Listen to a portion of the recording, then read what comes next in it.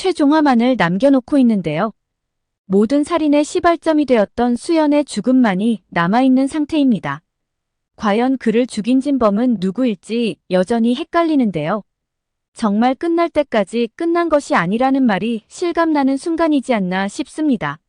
선공개 영상에서는 장태수가 하빈의 아픈 상처를 어루만져주는 모습이 나왔었는데요.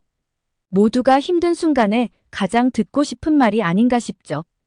바로 하빈아 힘들었지라는 묵직한 이 한마디입니다.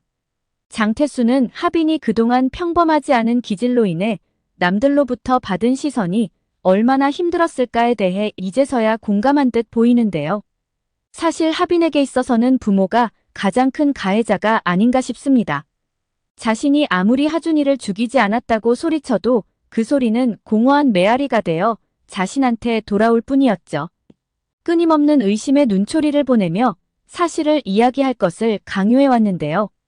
이는 경찰 조사에서 자백을 강요하는 것과 비슷한 행태이죠. 이 경장이 지금 하빈이에게 보이고 있는 모습은 장태수가 그동안 해왔던 것이 아닌가 싶은데요.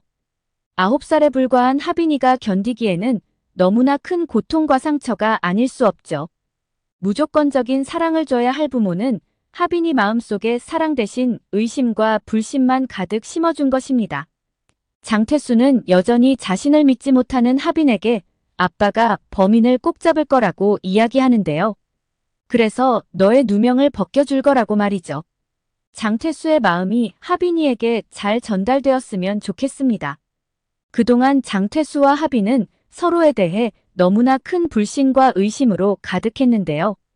어쩌면 최종화에서는 의심이 신뢰로 바뀌며 수연이 진범을 잡기 위해 서로 공조하지 않을까 하는 생각이 듭니다.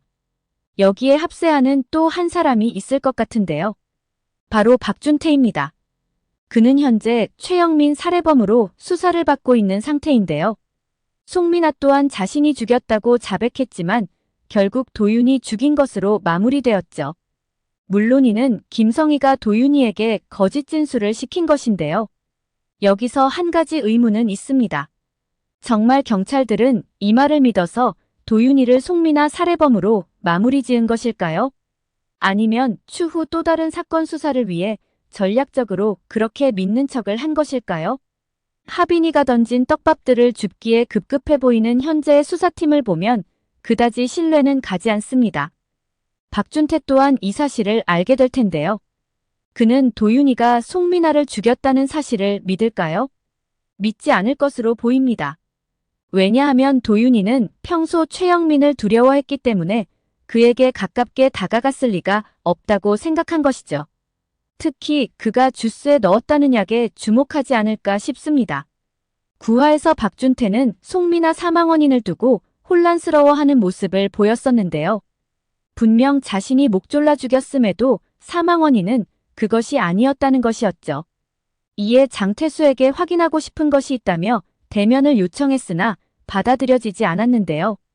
오경감은 두 사람이 입을 맞출 것을 우려해 만남을 허락하지 않았던 것입니다.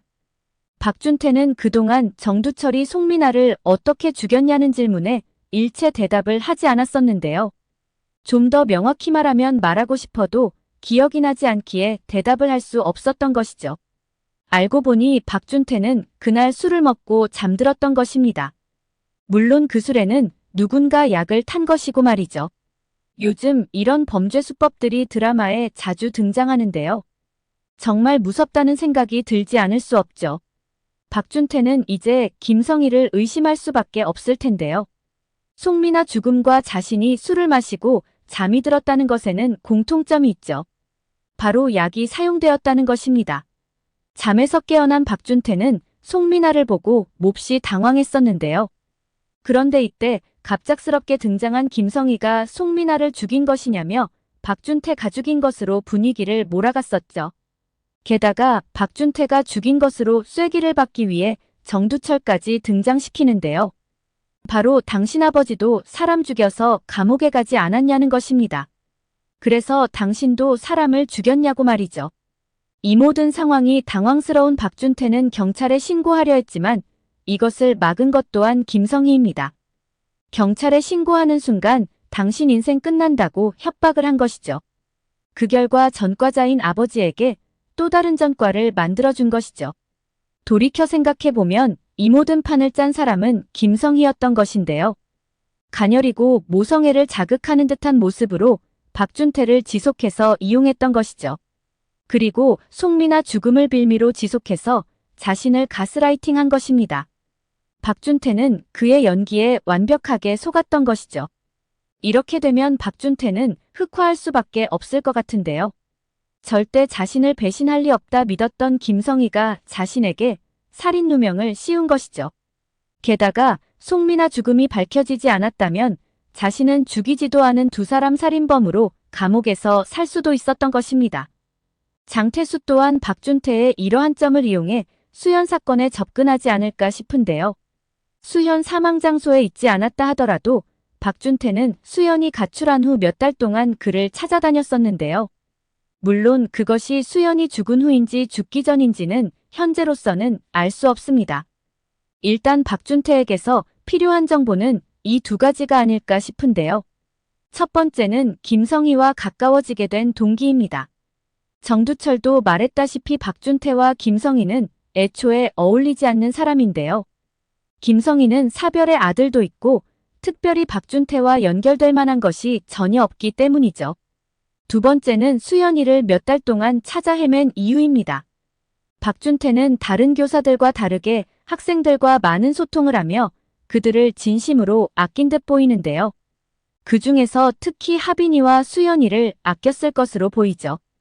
그런데 수연이가 운동을 그만두게 되면서 방황을 하자 마음이 많이 쓰였던 것입니다.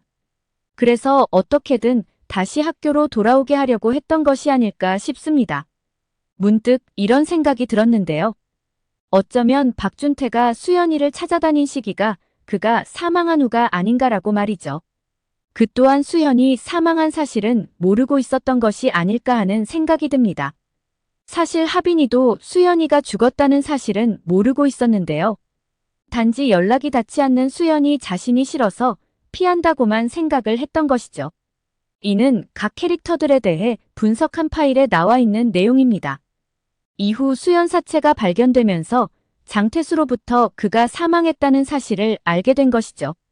박준태가 김성희와 가까워지게 된 건 수연이라는 매개체가 있었기 때문이 아닐까라는 생각이 듭니다. 수연이 학교에 등교하지 않자 하빈이처럼 수소문하지 않았을까 싶죠. 그러다 가출팸에 들어가게 된 사실을 알게 되었을 것으로 보이는데요.